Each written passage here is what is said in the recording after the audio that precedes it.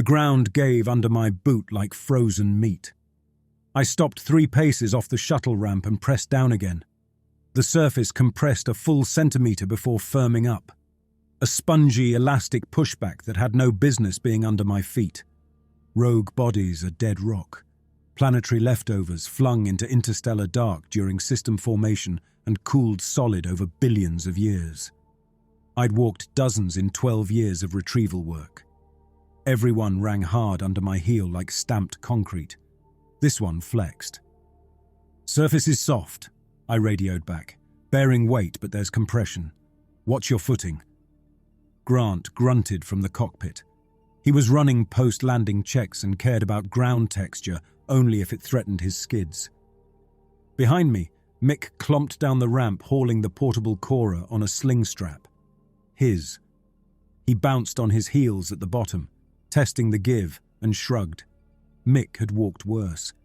Alice followed with her tablet out, tracking the beacon ping, already cross-referencing the signal frequency against her database. Dax came last, the corporate liaison. Clean boots, pressed suit liner, briefcase mag-locked to his hip.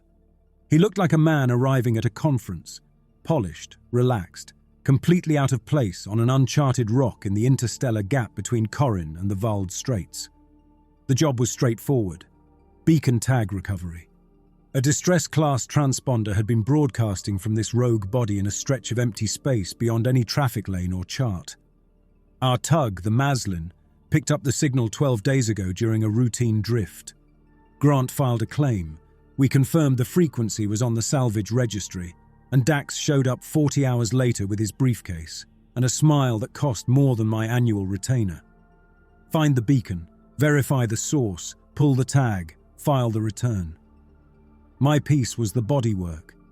If the beacon belonged to a dead crew, I'd identify, document, and prep whatever was left for transport home. Remains retrieval officer. Fancy title for the person who bags what's left of people who didn't come back. 20 minutes on the surface. That was my estimate walking out. The terrain had looked right from orbit. Grey-white, matte, dusted with nitrogen frost. Up close, the colour held, but everything else was wrong. That springiness under every step, and when I dragged my boot sideways, the frost scraped away to show a surface too smooth, too uniform, with a waxy sheen that belonged on a candle, more than on any celestial body. The crust had a faintly layered quality at the scrape edges, like plywood viewed from the side, thin sheets of something compressed together under enormous force. Mick set up the corer 50 meters from the shuttle. Standard protocol, pull a sample for the claim file, prove you were on site. He drove the base plate into the crust with 3 sharp kicks. Each blow produced the wrong sound, a muffled, dense thud, like kicking a side of frozen beef hanging in a locker instead of the sharp crack of rocks splitting. He shook his head, but kept working. Mick solved problems with his hands, not his questions. I walked the beacon radius with Dax at my shoulder, close enough that his boot prints overlapped mine, while he talked about the bonus structure for Uncharted body claims. The numbers were generous. Dax had a talent for making greed sound like friendship, like he was cutting you in on a sure thing. "Isaac, you're looking at 4 months' pay for the tag alone. If there's wreckage, recoverable cargo, anything with a serial number..." He spread his gloved hands. "Real money." I was half listening. My wrist unit showed the beacon signal source roughly 2 meters below the crust, either buried by accretion over centuries or placed there on purpose. The encoding format was what kept pulling my attention. It was old. A compression standard retired before I'd started retrieval work, which put the broadcast origin at 40 years ago, minimum. Whoever had planted this transponder had done it a generation back, and nothing had come to retrieve it since. 40 years of signal broadcasting into a corridor no one flew. That bothered me more than the soft ground. Encoding's ancient. I tapped the wrist unit. This beacon's been pinging for decades. At least, old tags ran on isotope cells. Dax's eyes lit up behind his visor. Old beacons meant unclaimed salvage. Unclaimed salvage meant a clean claim, uncontested by other filings, estate lawyers, insurers, or rival retrieval outfits with priority tags. A clean find in a dead corridor. His briefcase might as well have started generating its own gravity. That's even better. Pre-reform beacon law applies. Full discovery rights, no contested... Mick's voice broke across the channel. Isaac, Captain, somebody come look at this. His tone stayed flat.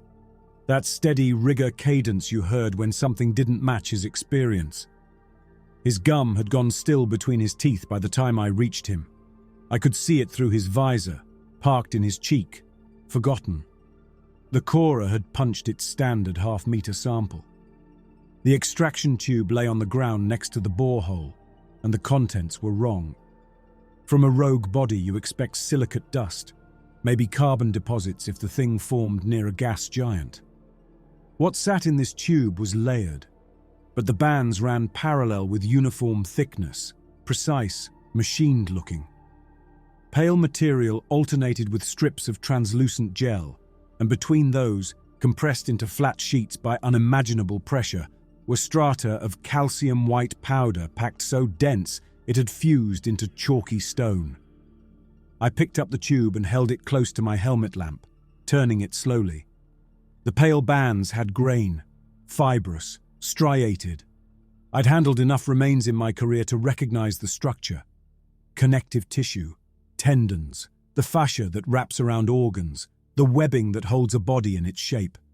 All of it compressed flat, freeze-dried, layered like pages in a book.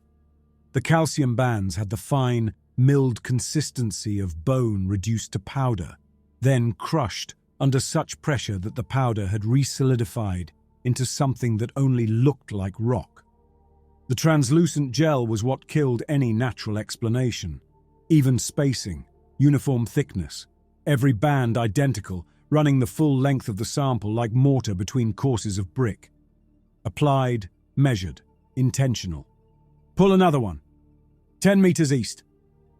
Mick grabbed the corer and walked. No argument.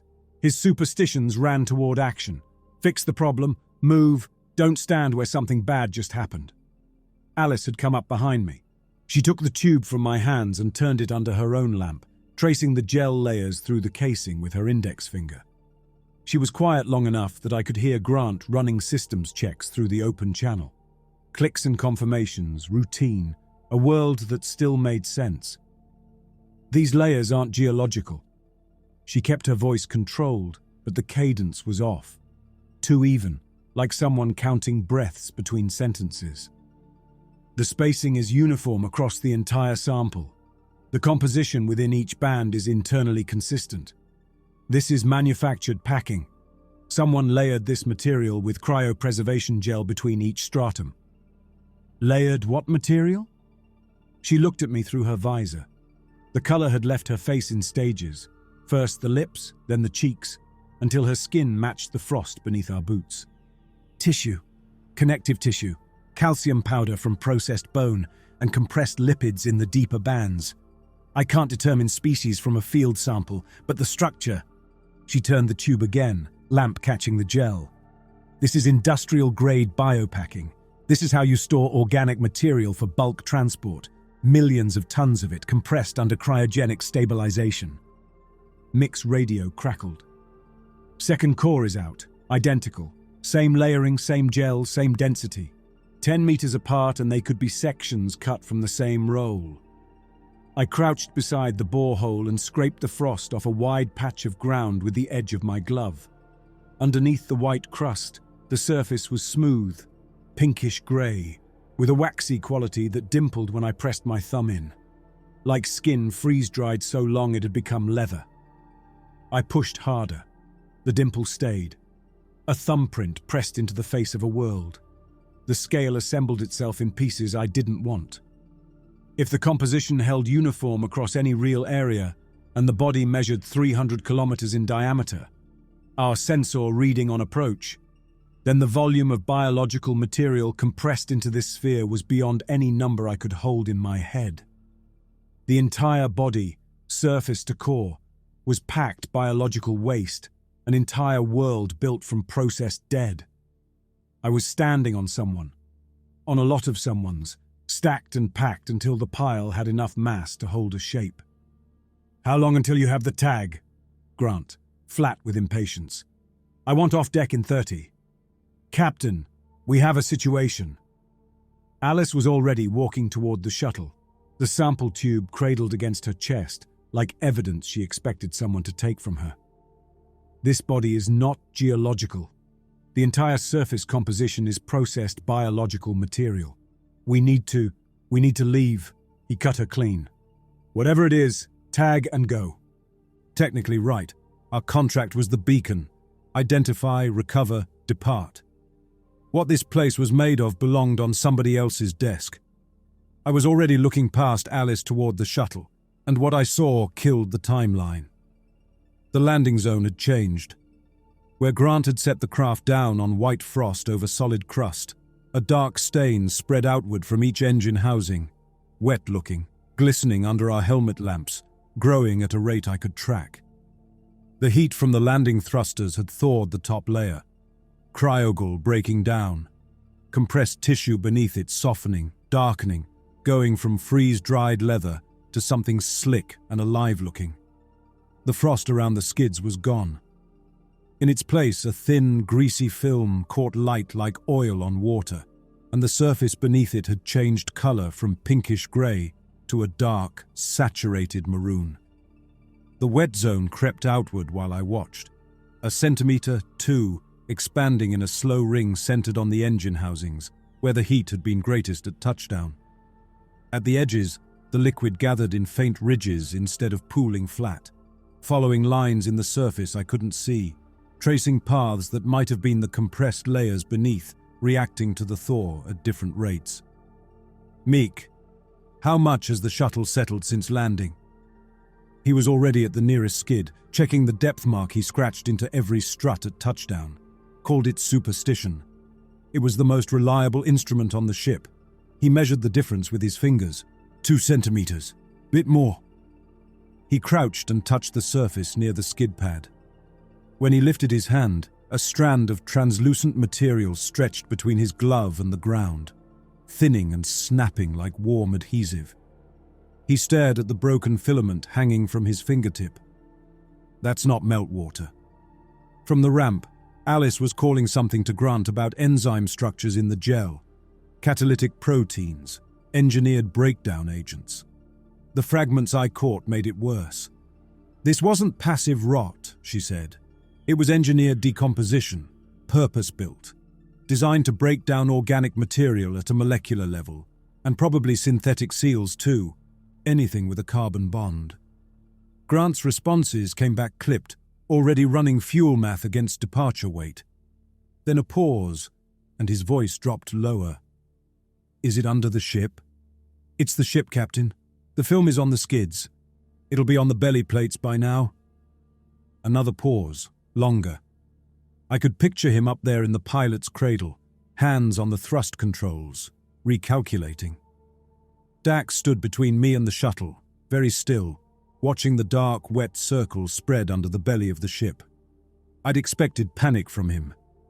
What I got was arithmetic, uncharted biological body, almost to himself, unclaimed and unsurveyed. He turned to me. "This is a Discovery-class find, Isaac. Forget the beacon. Do you understand what exclusive survey rights on an unregistered biological anomaly are worth?" "I understand the ship is sinking. 2 centimeters.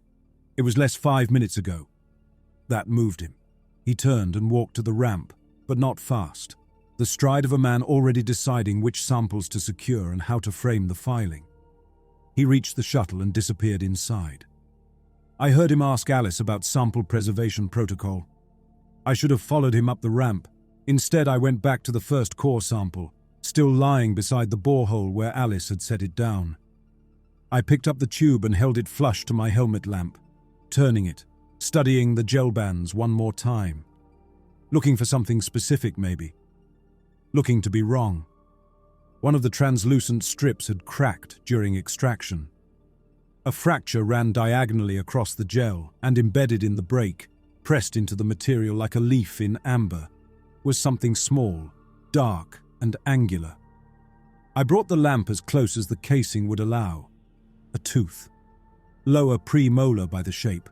Root intact, long and pale, tapering to a clean point, whole, undamaged, extracted clean. A silver-colored filling sat in the crown, tarnished but solid, catching my lamp with a dull spark. The filling was old work, rough-edged, hand-fitted, the kind of dental repair you got on a station without an auto fabricator.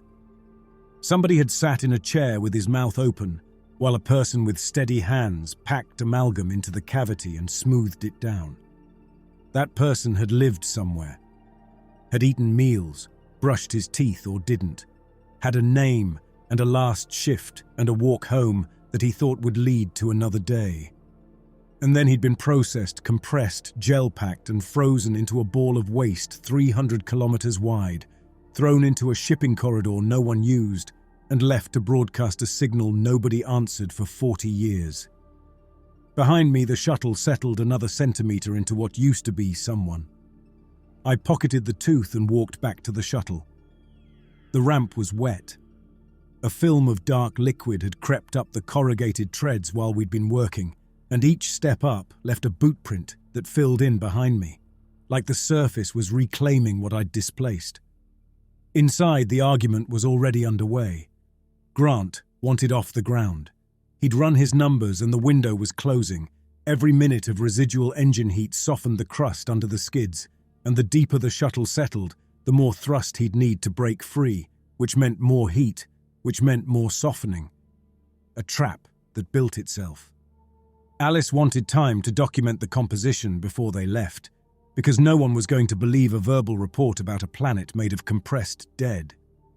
Dax wanted both, a departure and his samples, and he'd already sealed 2 core tubes in the external cargo locker without asking anyone. Mick kept his mouth shut and watched the melt line from the top of the ramp, chewing his gum in circles. "I can break us out right now." Grant had his hands on the thrust controls, shoulders set. Full burn, straight vertical, and we deal with the surface contact once we're in orbit. And if the skids are bonded to the substrate? Alice was gripping the back of the co-pilot's cradle. "You could tear the landing gear off." "Then I tear it off. I'll fly without skids. I won't fly without a hull." He had a point. I could see it in the way Mick turned from the ramp and looked at me. The rigger's assessment, quick and bleak. The shuttle was sinking. Arguing about it was a luxury we were paying for in millimeters. "Test it," I told Grant. "Port thrusters only. See if we can shift the weight."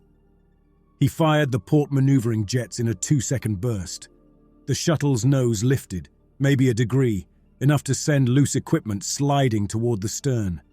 The vibration traveled through the deck plates and into my knees. Then the starboard side dropped. Hard. The whole craft tilted, and I grabbed a cargo rail as something heavy crashed in the aft storage bay. Mick swore. Dax caught himself against the bulkhead with one hand, briefcase swinging from the other. Grant killed the thrust. Through the cockpit glass, I could see the result. Fresh heat from the port jets had melted a new arc of crust on the port side, and the starboard skid, unboosted, unsupported, had punched through the softened ground another 4 or 5 centimeters. The shuttle sat crooked now, listing to starboard, the belly pressed deeper into the warming surface on one side. Well, Grant let go of the controls. That's worse. The math had gotten uglier. Every correction attempt cost heat, and every unit of heat enlarged the melt zone, trying to stomp our way out of quicksand. "Mick, can we insulate the skids? Slow the conduction." Mick was already pulling gear. He dragged a stack of portable heat dispersal panels from the equipment bay, flat composite sheets designed to radiate thermal energy away from sensitive cargo during surface operations. They were meant for keeping sample containers cold. Using them as landing pad insulation was the kind of improvisation that either worked or gave you something to do while things got worse. We went under the shuttle together. The clearance was tight, 1/2 meter between the belly plates and the ground, and shrinking. I lay on my back and shimmied forward by the skid struts, elbows dragging through a thin film of the melt that had crept beneath the hull. The ground under my back was warm, not hot. Warm the way a heating pad feels through a blanket. 40 years of frozen dead tissue, and our engines had given it just enough energy to remember what it was supposed to do. The first thing I saw stopped me.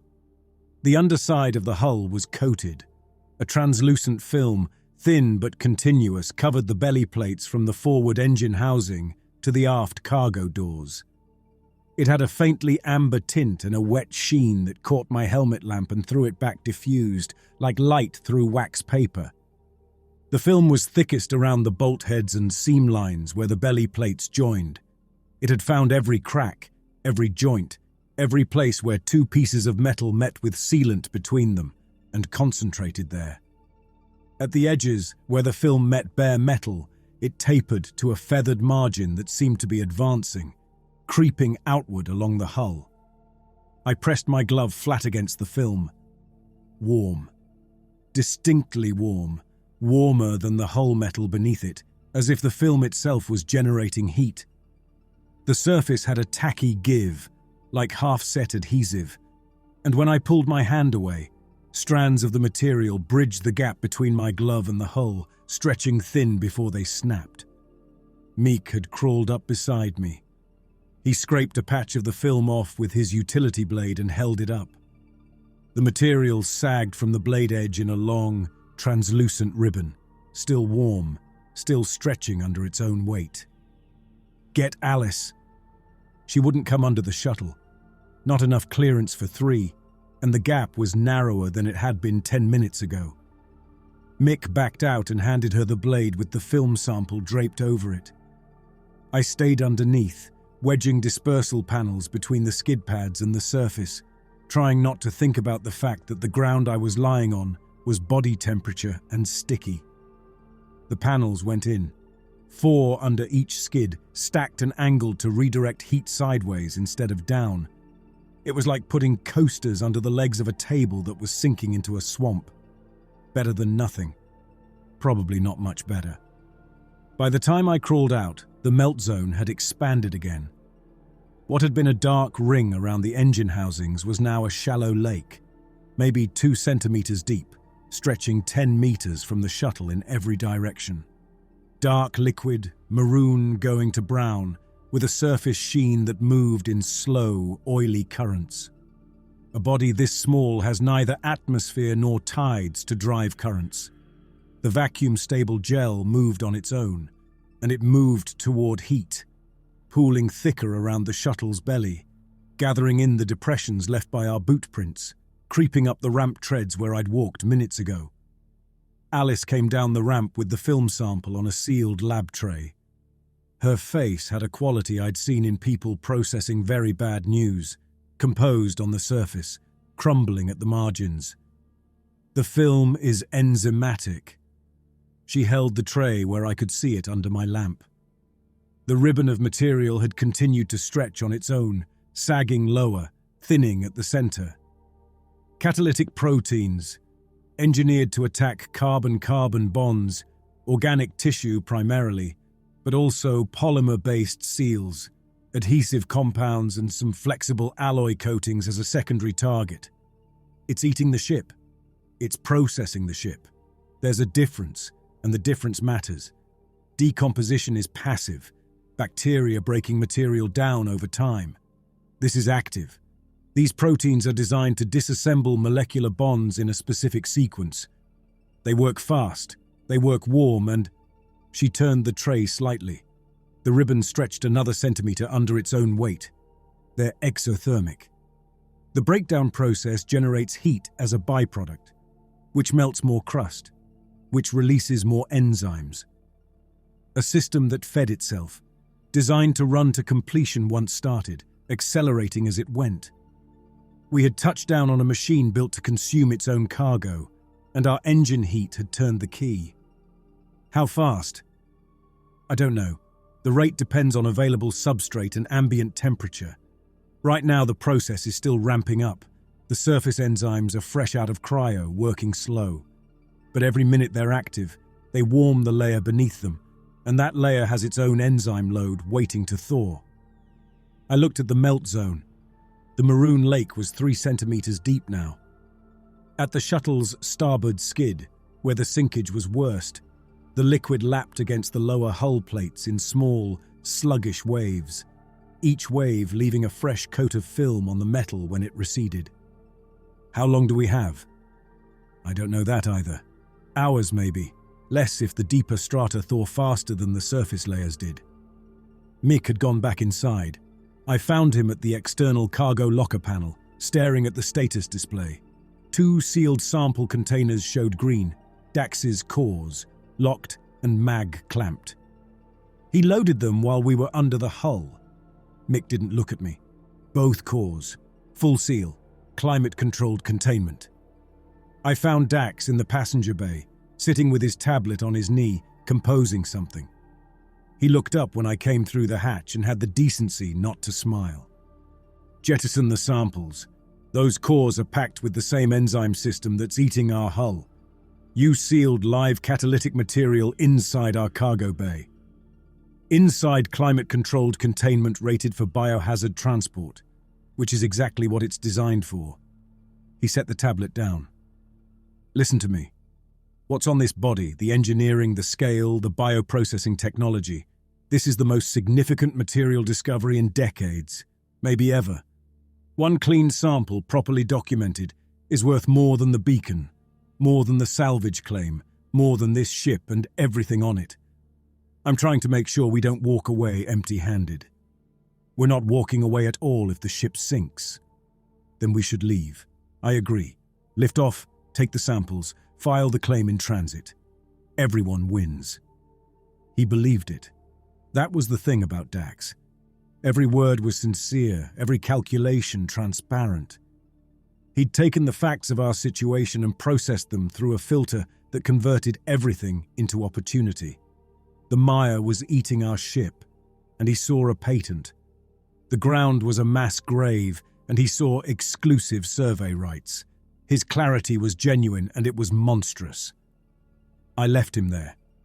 Arguing with a man whose fear response was acquisition wasn't going to move the samples, and Grant, the only person with override authority on the cargo systems, was neck-deep in fuel calculations and wouldn't surface for anything that didn't directly affect thrust.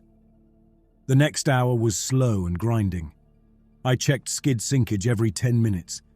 The dispersal panels were helping, the rate had slowed, maybe halved. But the melt zone kept expanding. The lake around the shuttle deepened. 4 centimeters. 5. The liquid had a consistency now, thicker than water, with a sluggish viscosity that reminded me of cooking oil left too long on a stove. It clung to our boots when we stepped off the ramp, and each time we tracked it back inside, Alice winced. Mick's suit took the first real damage. His right ankle seal, the one that had been splashed during the Cora work back in the first 20 minutes, had gone soft. The polymer ring that bonded his boot to his suit leg had turned from rigid to pliable, and when he flexed his foot, the seal gaped. He patched it with cargo tape and cinched it tight. Suit pressure held, barely, even as the tape started to soften within minutes where it touched the contaminated polymer. He added a second layer, then a third. This stuff doesn't quit. He pressed his thumb against the tape and it dimpled. The adhesive beneath was warm.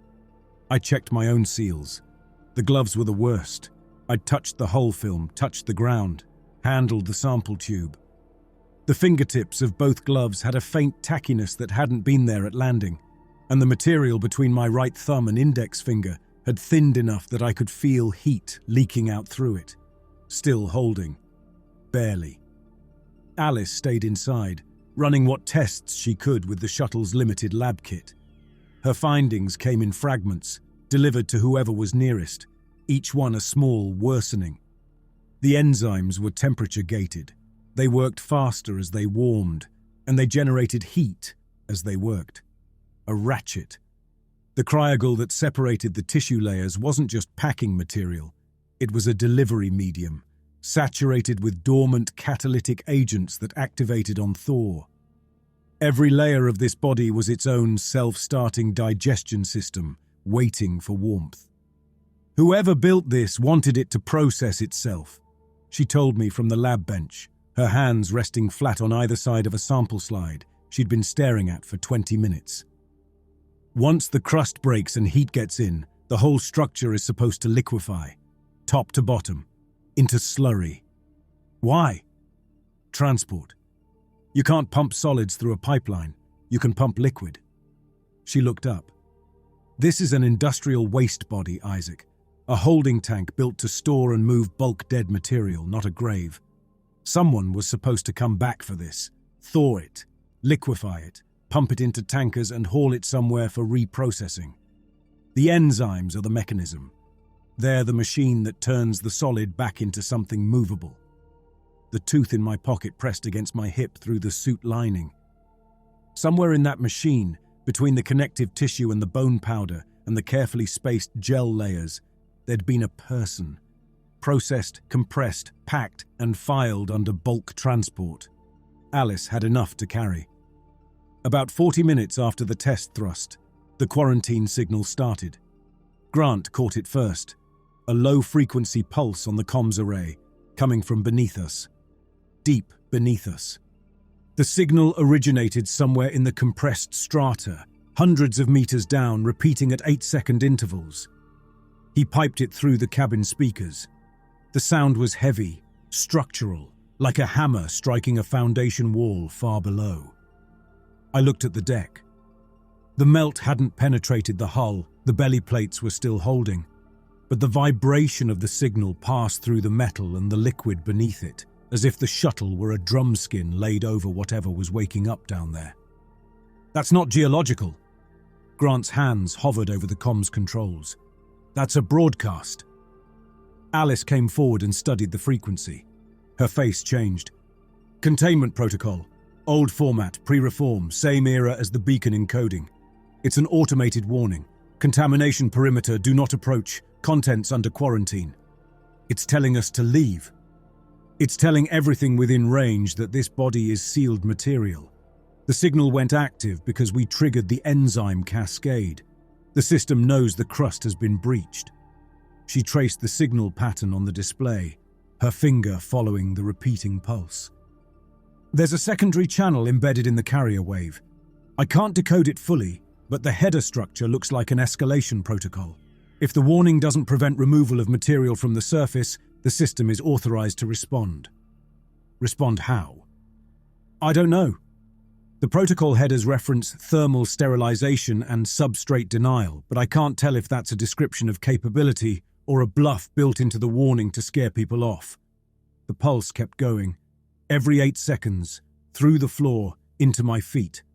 A machine buried under millions of tons of compacted dead, built by the same people who'd packed the tissue and poured the gel, waking up because we'd been stupid enough to land on it and warm it up. Mick volunteered to walk the perimeter. He wanted to find solid ground, an area beyond the melt zone where the crust might still hold. Somewhere we could relocate the shuttle if Grant could coax it into a short hop. I let him go because he was right that we needed options, and because Mick handled fear the way he handled everything else. By moving, by doing, by putting his hands on a problem, and refusing to stand still while it got worse. He followed the edge of the maroon lake outward, stepping carefully on the intact crust beyond the melt line, testing each footfall before committing his weight. I watched him from the top of the ramp, a suited figure getting smaller against the grey-white surface, helmet lamp bobbing with each cautious step, the black of open space above him pressing down like a lid. The quarantine pulse thumped beneath us. The mire lapped at the bottom ramp tread. Grant sat in the cockpit running departure scenarios on his flight console, each one worse than the last. Dax was still in the passenger bay. I could hear his stylus tapping on the tablet, documenting, always documenting, building his case one paragraph at a time while the ground ate our ride home. 20 minutes. Mick covered a wide arc north of the shuttle, radio checking every few minutes. The crust held beyond the melt zone. Good news. The melt zone itself was growing faster now. The feedback loop Alice had described, enzymes generating heat freeing more enzymes. The lake had reached 6 centimeters deep at the shuttle's midline, and I could see the dispersal panels under the starboard skid starting to bow under the weight of the settled craft. Then Mick stopped walking. I could see his lamp, stationary, pointed at the ground about 30 meters north. His radio clicked on, clicked off, clicked on again. Isaac. His voice had a careful blankness I'd never heard from him. A man choosing each word, because the wrong one might make what he was seeing real. I need you to come out here. What have you got? I don't... A breath. There's a thaw pocket.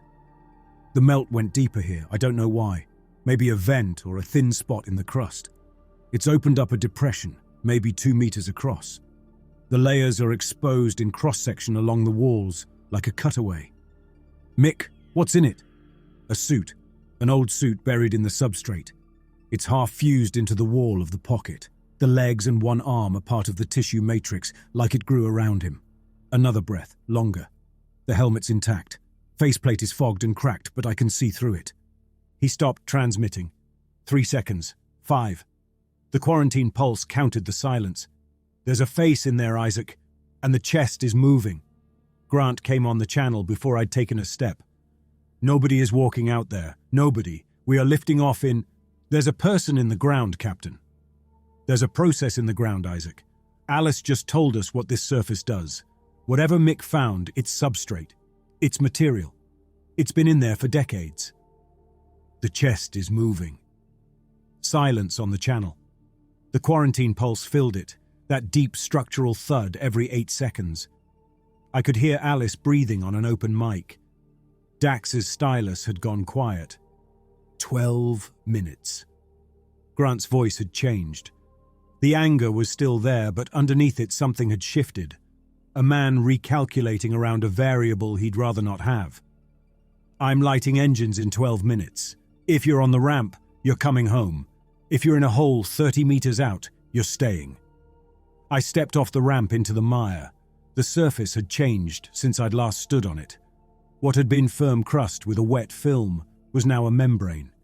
Each step pressed through a centimeter of warm, slick material before finding something denser beneath, and that denser layer flexed and shifted under my weight like a mattress with bad springs. The melt lake had spread past the shuttle's heat footprint and into the surrounding crust, fed by its own chemistry now, the enzymes warming the ground faster than the cold of space could cool it. My boots made a soft, wet sound with every step. The liquid clung to the soles and climbed the ankle seals in thin films that I could see advancing in my lamplight. Translucent, purposeful, seeking the warmth of my suit. Mick met me halfway. He'd walked back toward the shuttle when he heard Grant's countdown, and he fell in beside me without a word. We covered the 30 meters in something close to 3 minutes, picking our way across a surface that surrendered differently with every footfall. Sometimes spongy, sometimes slick. Once so soft that my right boot sank to mid-calf before hitting a harder layer beneath. Mick grabbed my arm and hauled me sideways onto firmer ground. The boot came free with a sound like a seal breaking on a jar. The thaw pocket was a shallow depression in the crust, roughly 2 meters across, where the melt had eaten deeper than the surrounding surface. The walls were exposed in cross-section, layered strata of compressed tissue, gel bands, calcium deposits, all of it visible in neat horizontal lines like the face of a quarry cut. The layers glistened where the thaw had reached them, softening from the top down, each band darkening and loosening as the enzymes woke. At the bottom of the pocket, half submerged in grey-brown slurry, was a man in a suit. The suit was old generation, patched at the left shoulder and both knees with adhesive repair squares that had yellowed with age. The fabric, heavy-duty surface-rated weave, was fused to the surrounding tissue matrix at the legs and left arm. The boundary between suit material and compressed biomass blurred as though the enzymes had been working on both for years, decades, dissolving the distinction between the man and the grave he'd been packed into. The right arm was free, resting on the surface of the slurry, glove intact. The helmet was intact too, an old bubble design, broader than current models, with a faceplate fogged from the inside and cracked along one edge where the compression had stressed the polymer past its limit. I crouched at the edge of the pocket and wiped the faceplate with my glove. The face inside was gaunt, male, middle-aged or older, hard to tell through the distortion of the fogged visor. Burst capillaries webbed both cheeks in fine red lines, branching and forking across the skin like a river delta drawn in blood. The lips were cracked, the eyelids were closed, and the chest moved. The suit's long-term cryostasis pack, fed by an isotope cell, was still running. Shallow, irregular, a rise and fall that had the stuttering rhythm of deep hypothermia, the body running on so little that each breath was a negotiation between living and stopping. Retrieval work brings you to cold places, and cold preserves things that should have ended. I'd seen people frozen in depressurized compartments for weeks, their metabolism slowed to almost zero by the cold, technically alive by measures so slim that the difference between rescue and recovery comes down to a thermometer reading and a judgment call. This man had been frozen in a wall of compressed dead for what looked like 40 years, and something in him was still running. His chest plate had a tag. I brushed the slurry off the metal with my thumb and read it under my lamp. Colvane Industrial Services, Operations Division, employee designation and a name, Harsk, D, stamped into a plate that had been riveted to the suit, not clipped. Permanent assignment, long-term wear, Colvane. The name hit before the implications did. Colvane Industrial Services was the subsidiary listed on Dax's claim paperwork, the original Beacon registrant, the company that had filed the transponder frequency 40 years ago and never sent anyone to collect it. This man hadn't stumbled onto this body. He'd worked here. He was operations staff on whatever industrial process had compressed millions of tons of biological waste into a sphere and launched it into the dark. Alice. I keyed the channel. The suit tag reads Colvane Industrial Services, Operations Division, same company on the claim filing. A pause. Then Alice, very carefully. That means he was part of the disposal crew. He helped build this. From Dax, nothing. The channel stayed open, and I could hear the ambient sounds of the shuttle cabin, the thrum of standby systems, the creak of a hull settling deeper, but Dax contributed silence. The kind of silence that has weight. The kind that tells you someone is choosing very carefully what to say next and deciding that the answer, for now, is nothing at all. Grant cut through it. 9 minutes, Isaac. The quarantine pulse changed. The interval between thuds shortened, 8 seconds to 5, then to 3, and a second frequency layered over the first. Higher, faster, the two rhythms overlapping into a staggered beat. The ground around the Thor pocket warmed. The slurry at the bottom thickened, rising around the man's chest like a tide coming in, and the exposed strata in the pocket walls began to weep, the gel bands liquefying, running down the face of the cross-section in slow, translucent rivulets that joined the rising pool. Alice's voice, strained. The containment system is escalating. The thermal output from the subsurface layers just spiked. I think it's accelerating the enzyme cascade in the breach zone. If this is the sterilization protocol the headers referenced. She stopped herself. She was too careful to guess out loud when the guess was that bad. The slurry reached the man's collarbone. The faceplate was still above the surface, but the margin was shrinking. 5 minutes, maybe less, before the rising liquid covered the helmet. After that, the enzymes would find the crack in the visor, and what was inside the suit would become what was outside it. Dax's voice, finally from the shuttle. Isaac, listen to me. Forget the body. The Thor pocket walls, the exposed strata. That's a perfect cross-section sample. Cut a block from the wall and bring it back. That's worth more than the man. That's worth more than everything. I looked at the man in the slurry. His right hand, the free one, the one that hadn't fused into the wall, had moved. The fingers were curled loosely around nothing, but they'd shifted position since I'd arrived. A reflex, maybe. Or something trying to reach. 7 minutes. Grant. I mean it. Mick was already unpacking his rigging kit. He laid the tools on the lip of the pocket. A cutting bar, pry levers, a cable saw he used for removing damaged hull panels during salvage work. He looked at me and waited. He was going to do whatever I did next, and he was going to do it fast.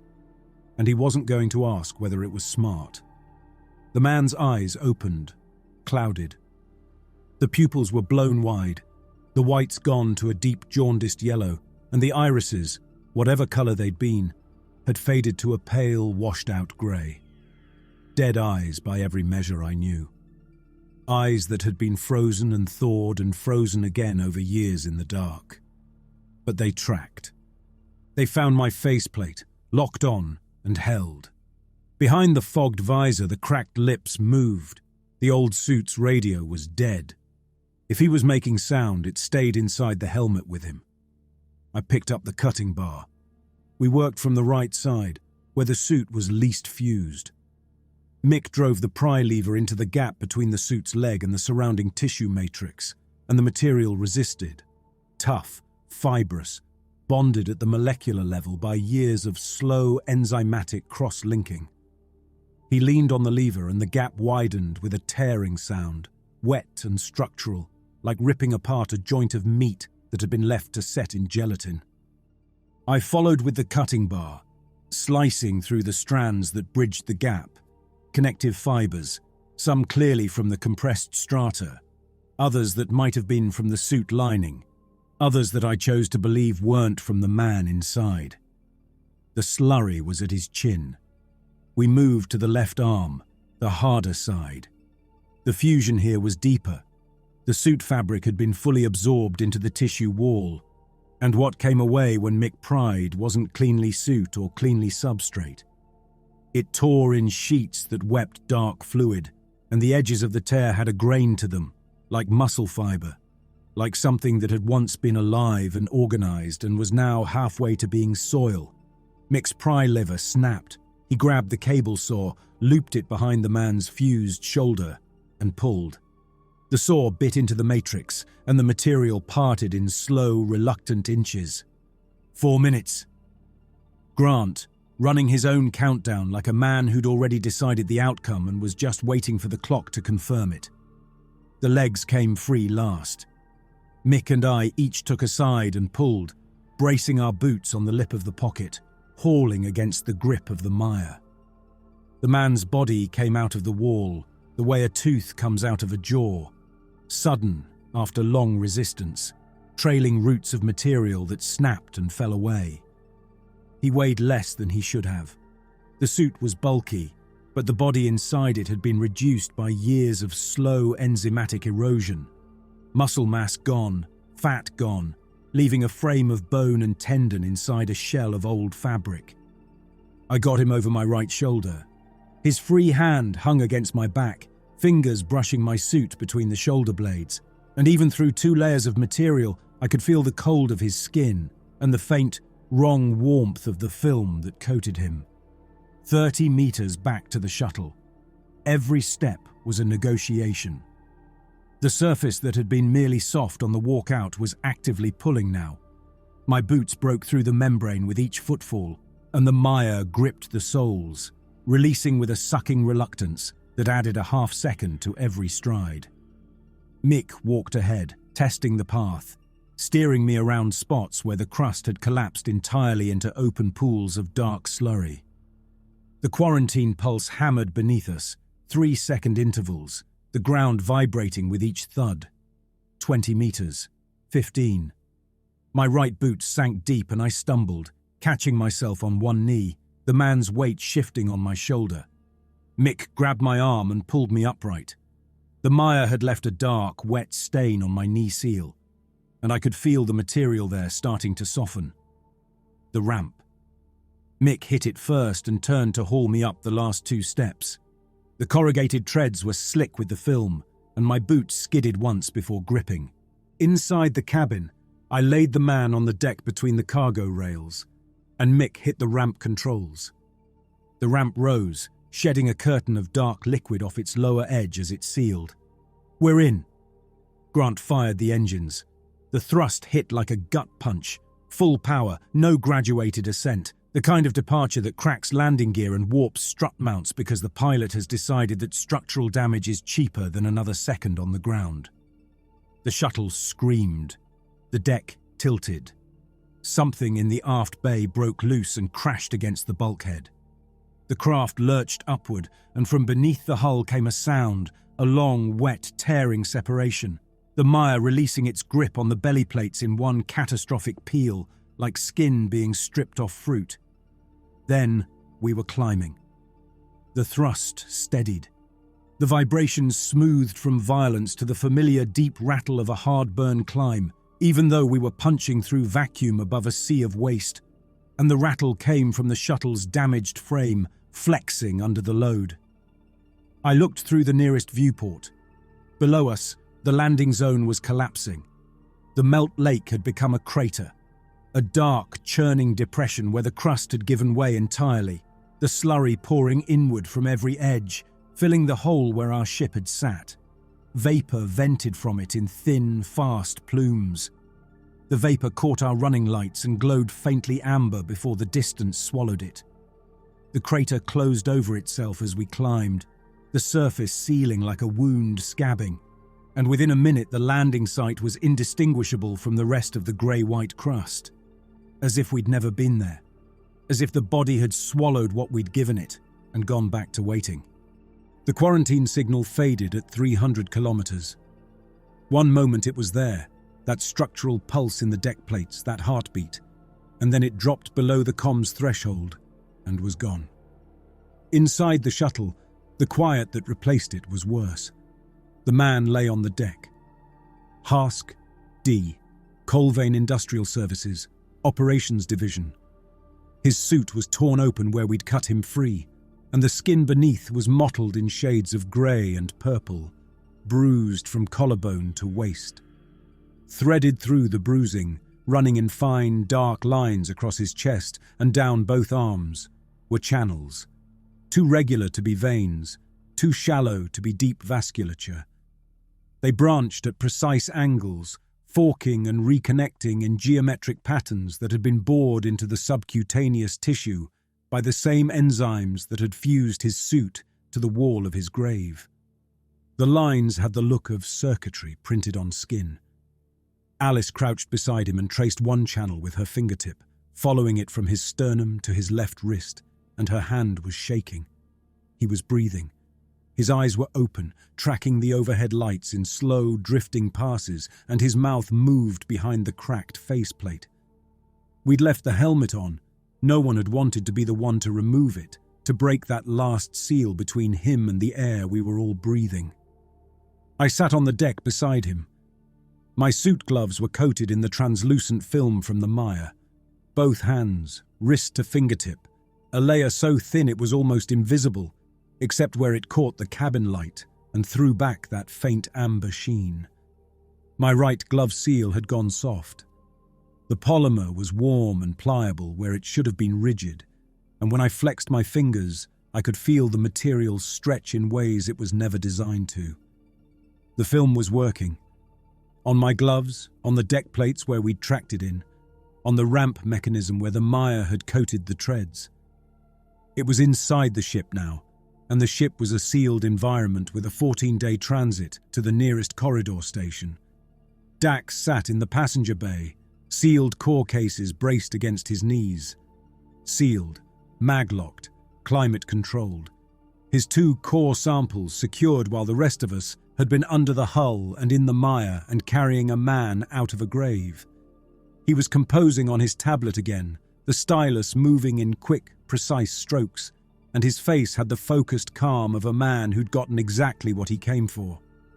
The survivor was an inconvenience. The contamination was a logistics problem. The story, The scale of the disposal operation, the engineered enzymes, the quarantine infrastructure was a commodity, and he was packaging it for market while the evidence was still warm. He caught me looking and held my gaze, assessing. The regard of a man who understood that what had happened on that surface was going to matter enormously to people who hadn't been there, and who intended to be the one who told them about it first. Grant flew. His hands rested on the controls with the calm of a pilot who'd committed to a course and was now simply executing it, mile by mile, into the dark. He hadn't spoken since the launch. The damage assessment could wait. The contamination protocols could wait. Everything could wait except the distance growing between us and the body that was already healing over the wound we'd made in its crust. 14 days. The transit corridor stretched ahead of us, empty, lightless, void of stations or relay buoys or traffic. 14 days of recirculated air in a sealed cabin with enzyme-coated surfaces, a contaminated survivor, 2 core samples full of catalytic agents, and 5 people who touched, breathed, and walked through the thing that was designed to eat them.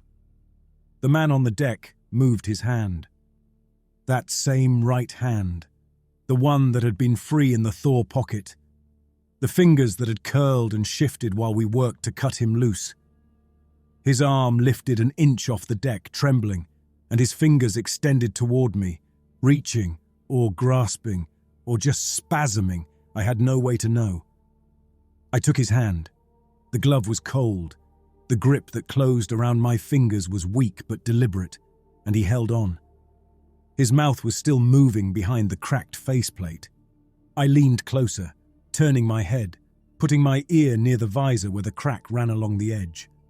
Through the gap, thin, barely a thread of sound, I could hear him. A single word repeated. Over and over, the same syllable, shaped by cracked lips and a dry tongue and whatever was left of a voice that had been frozen for 40 years. I listened for a long time. The word stayed just below the threshold of recognition, familiar in its rhythm, alien in its delivery. A message from a man who'd helped build a world out of the dead and then been folded into his own work. I held his hand and sat with him in the cabin light while the shuttle carried us forward, deeper into the corridor, farther from the body and closer to wherever this was going to end. The air recyclers cycled. The film on my gloves caught the overhead light and held it, warm and amber, patient as the thing that made it. 14 days is a long time in a sealed room. We had everything we needed to find out.